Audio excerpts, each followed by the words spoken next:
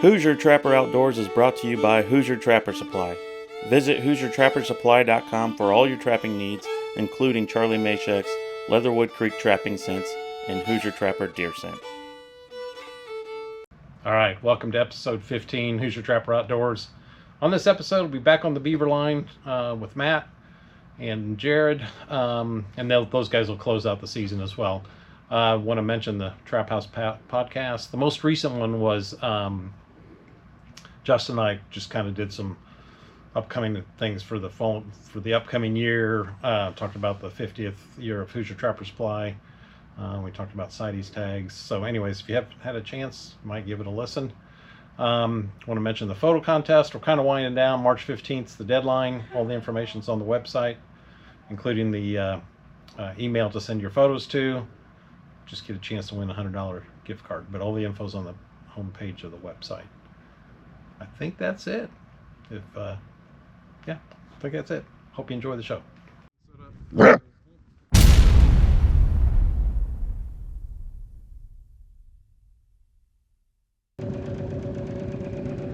So you said this spot caught yesterday? This spot caught yesterday. And you done it again.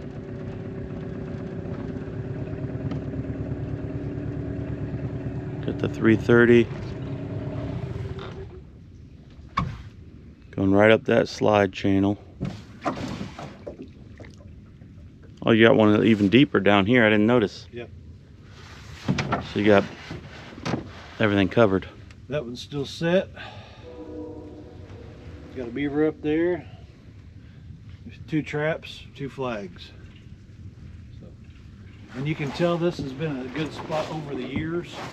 Before I started trapping it, another trapper used cinder blocks. Oh yeah. There's the remnants of an old trapper from years ago. Yep.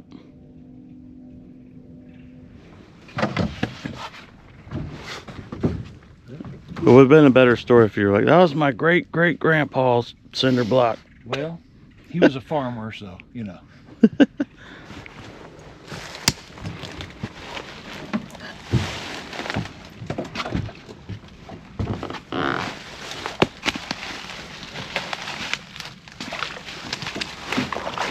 Looks like a pretty good beaver.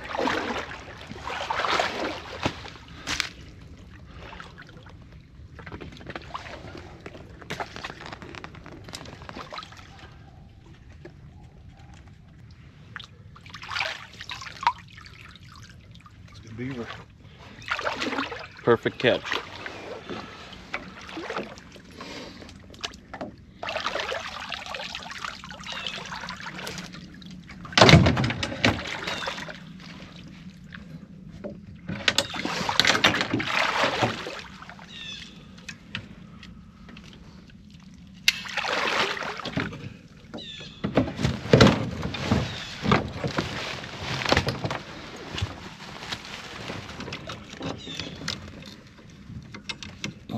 On the wrong side of things. Yep.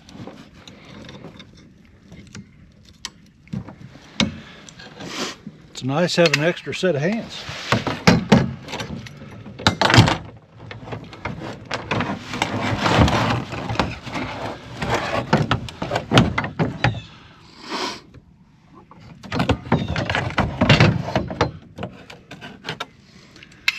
Duke 330s.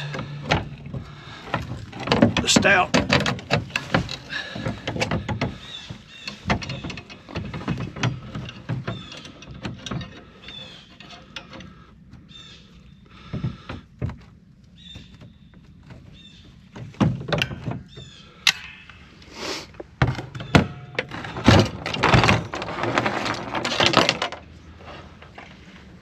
Pretty good beaver.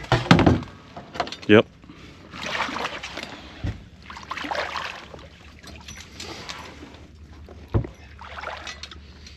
You can see this run where they're just up and down here constantly. It's pretty wide. I got that 330 in there and I blocked it off with some fencing.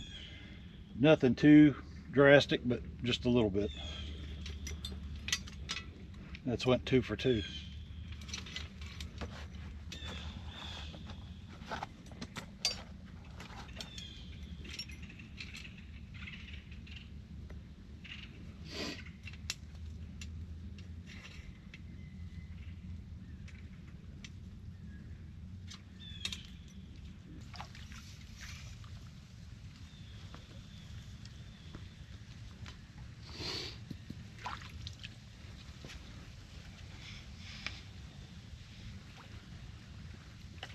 Some additional fencing to help funnel in.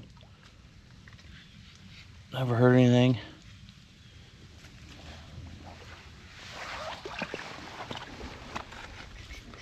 It's funny, these beaver sets, all of them really, they can look pretty crude. Yeah. Not even necessarily look very natural in its given environment. And you'll still catch plenty, and they'll get in the stuff, but they're used to sticks and things, and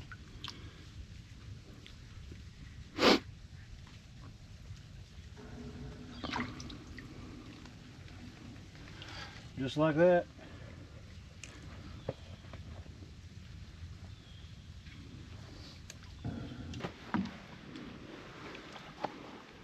So you can get these J3 Outdoors. This is the sliding lock that they offer. Smooth rod. You got access for cable and wire, chain. Just depends what you want to run. Rebar even. Yep. And just right here on these stake ends.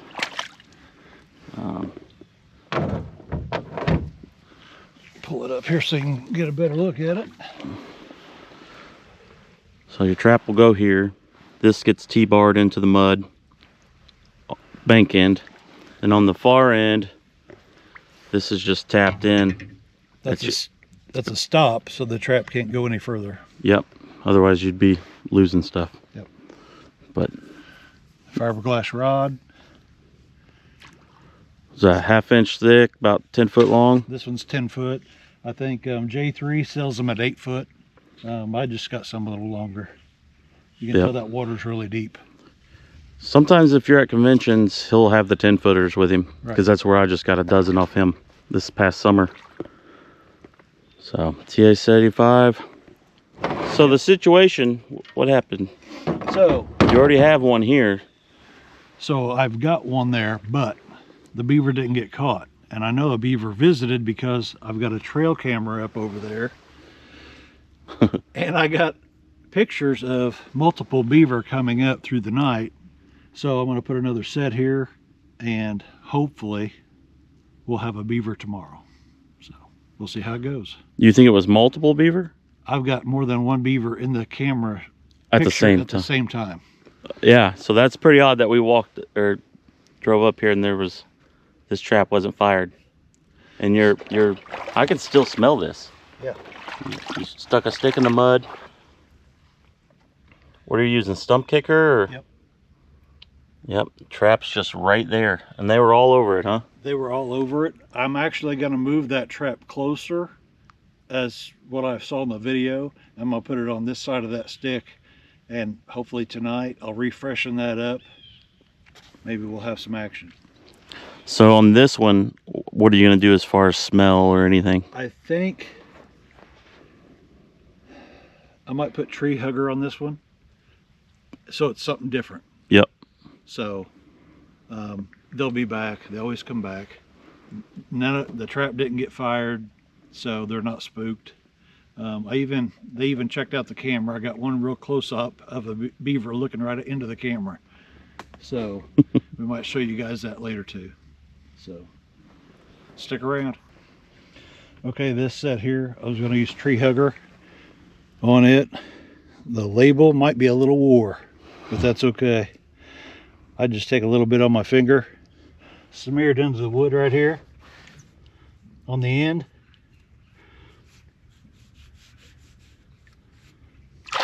And I do have the trap on this side. Normally we put the trap out front, but after watching that video, I'm going to try it off to the side and see if that makes a little bit of a difference. And I am going to move that one over there, move it over to the side a little closer. So these sticks he's using the pit lure on, he had those pre-cut. He's got some here in the boat. And it's great for obviously this application. And that really stands out. That's got your visual of what could be maybe even chew marks to other beavers in the area.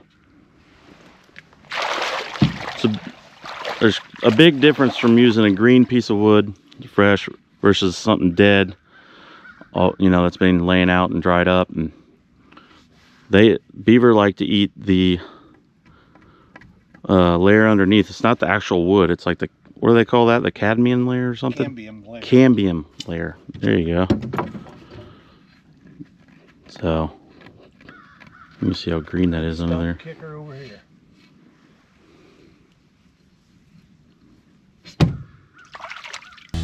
Proudly offering some of the world's finest small batch coffee, while supporting responsible trapping and sound conservation. Available at traplinecoffee.com. Never be without great coffee. Well, there it is. That's how it's done. So this is why you like to shoot for front foot catch, which means, you know, the heads will be towards the bottom to help drown it in more shallow water situations. Perfect example right there. Because if this was caught in the back foot, obviously that's not very deep.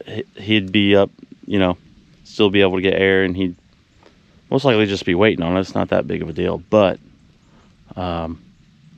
anytime you can get the job done with done and over with, minimizes the chance of it getting out. So I think people underestimate beaver's strength. They're a tough animal. They're very strong. Yep. So there's number 3 today.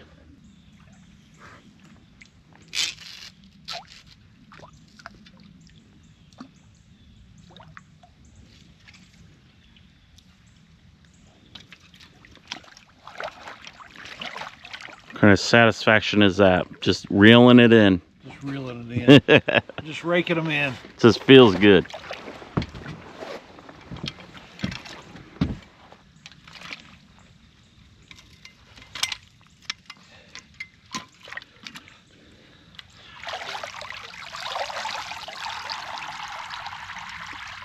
This one's definitely over 50 pounds.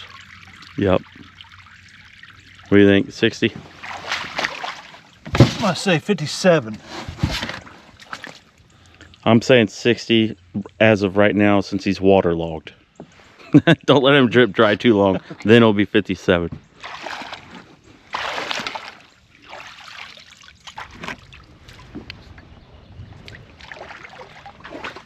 Dun, dun, dun. Dun, dun, dun. So what happened here? So they did visit this last night. The trap was in just too deep of water. So moved it in just a little bit, put a new stick. This is the old stick. They chewed the old stick down to the water line, basically. Yeah, this was actually back here and below the water. So it was below the water a couple inches. So clearly smearing lure on these sticks gets them excited. It's something different other than a regular caster set, or it's just something different. It's pretty easy to put in. You can pack a few sticks in with you. You can also do this, something similar like this, with a lathe, like a construction lathe, and we've got a set. We'll show you that later. And it's just something different, catches their eye. They come check it out. So, and the lure on there brings them in. Say that again. I said I haven't missed a beaver till you rode along. I'm blaming Jared. He's not here. That's right. I'm gonna blame this one on Jared. Whoa, buddy.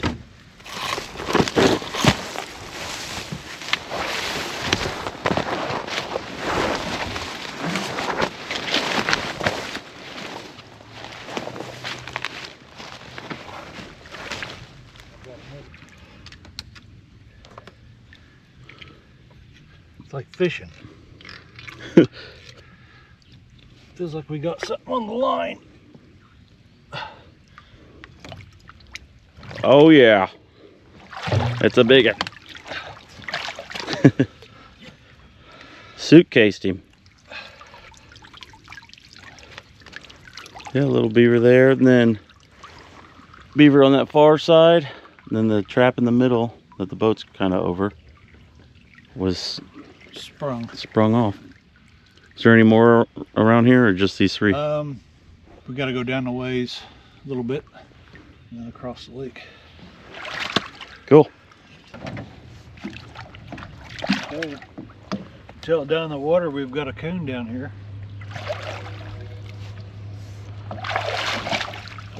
So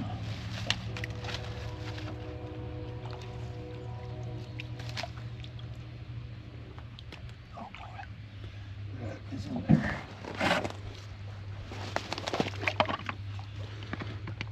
So the ground is so hard. That's kind of a pain to put the stake in, because then you got to dig it out. Yeah. Well, you know it's not going anywhere though when it's anchored. It's anchored. So we have the slide rod, drowning rod, whatever you want to call it, set up here, and one right here. You guys doubled up yesterday here. Yep. So caster mound. There's some lure.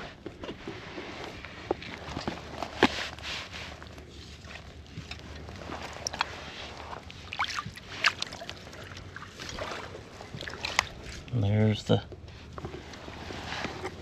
TS-85. Is it a big one, little one? Little guy? It's a wet one.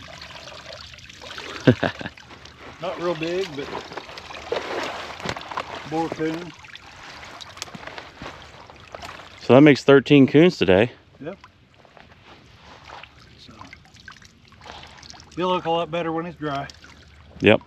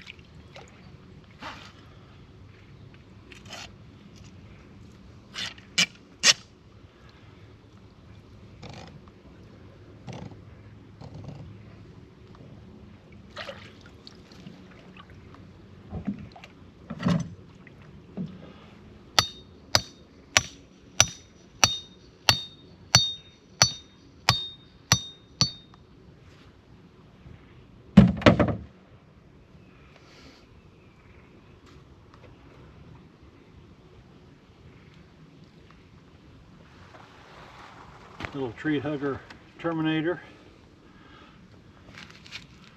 Right there.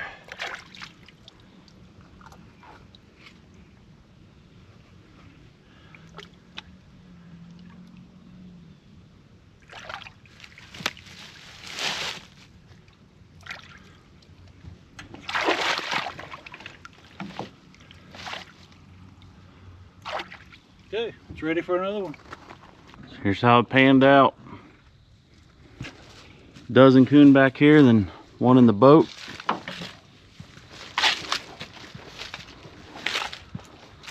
Five beavers. Is that what you expected? That's better than I expected, honestly. Yeah, coming off a 12-day beginning day. And, you know, 47 out of here last year. Where are they coming from? I don't know. There's really not a lot of sign out there. But there wasn't last year either.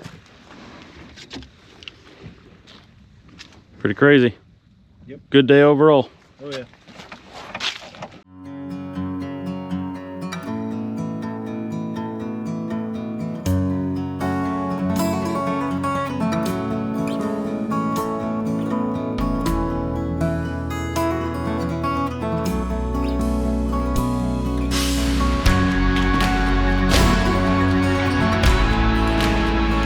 Tags trapping products by J3 Outdoors, the most versatile and efficient trapping devices on the market.